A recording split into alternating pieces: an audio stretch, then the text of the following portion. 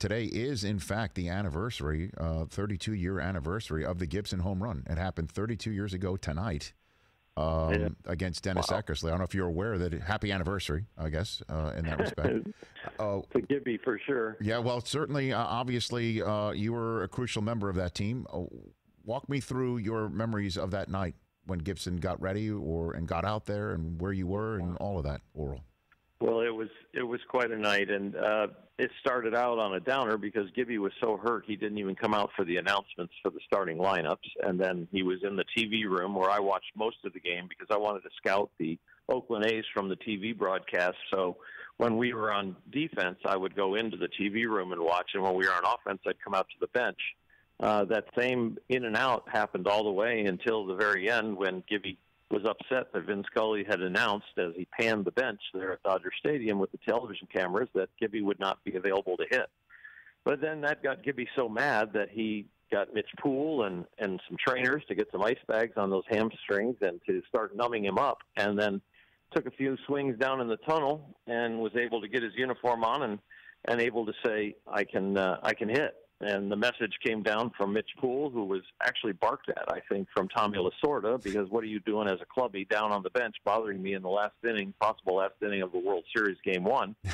But that message made it through, and Tommy, with his Hollywood background, said, keep him up the tunnel. I don't want anybody to know. So if all of a sudden Gibby would have appeared on the bench, Mr. Scully and the television cameras would, of course, have noticed it.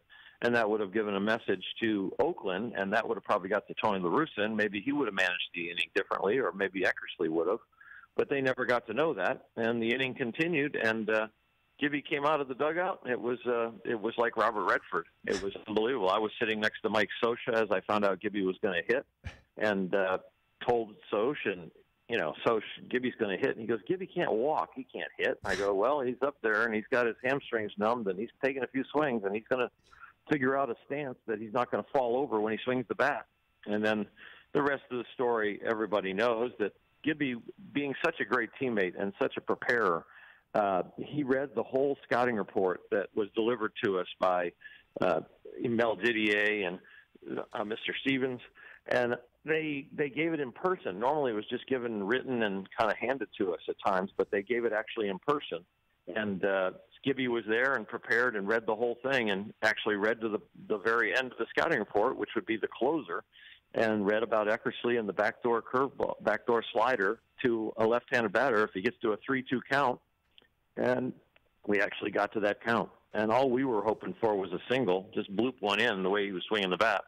But he ended up catching that slider out front just at the perfect moment and put it into the right field bleachers.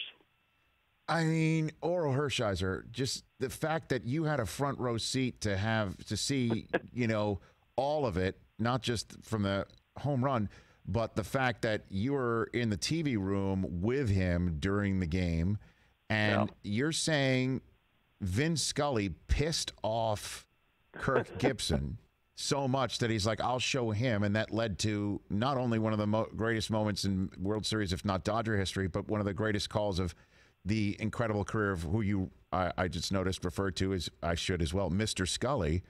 That's what happened. Literally, he was like, I'll show him, I'll show everyone. That literally is how it started? Stimulus. Yeah, it was the stimulus. It was the finger in the side or the finger in the eye. That pretty much started it. And, we might be the only world championship team to have been inspired by two television commentators, because then we got inspired by Bob Costas when Tommy heard that we were the worst lineup ever to take a field as a World Series team, and Costas was reporting on that. And Tommy turned up the TV and came in and inspired the whole locker room with that one. So, and Costas actually got thanked at the end when we won, because he came by and interrupted Tommy's post-game interview and said, "Hey, Tommy, anytime you need that." I remember in the footage. I remember in the footage, Costas walking by, and they interviewed Costas with Tommy in the post-game interview, even though he was one of the reporters. And what did you think of when the ball was in the air and it was hit? Because again, you knew how hurt he was. You knew how hurt Gibson was. You saw everything unfold that night, and the fact that you were just hoping for a bloop and then maybe a blast later on, but the fact that he he actually left the yard, what were you thinking as that ball was in flight, Orel Hershiser? There's multiple memories, because the actual memory is the first thing you check is, okay, the crack of the bat, you go, that's good. The next thing you look at is the right fielder, which is Canseco, and you see he's going back. And then it's like, okay, please just be off the wall. Just fall in, hit outfield grass, do something, hit the warning track.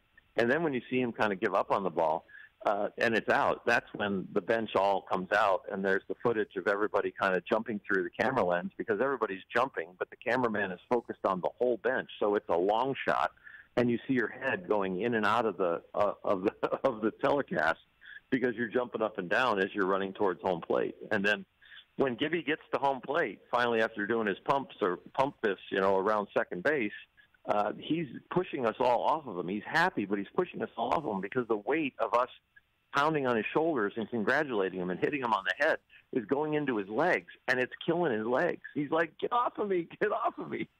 So, and then he's trying to run around to kind of celebrate a little bit, but I think the adrenaline in the moment kind of made his legs feel better. And then I guess just for those of a certain age who might be younger and are not at all as familiar with this moment as clearly you are, or I am, or others, the man who he hit it off of, in terms of as unhittable a pitcher as you've ever seen, Eckersley at that time was maybe the most unhittable pitcher I've ever seen. I mean, right? I mean, he was dealing is not the word for it. Pinpoint artist with, unbelievable movement with his two-seam fastball to the corner, low and away to a lefty.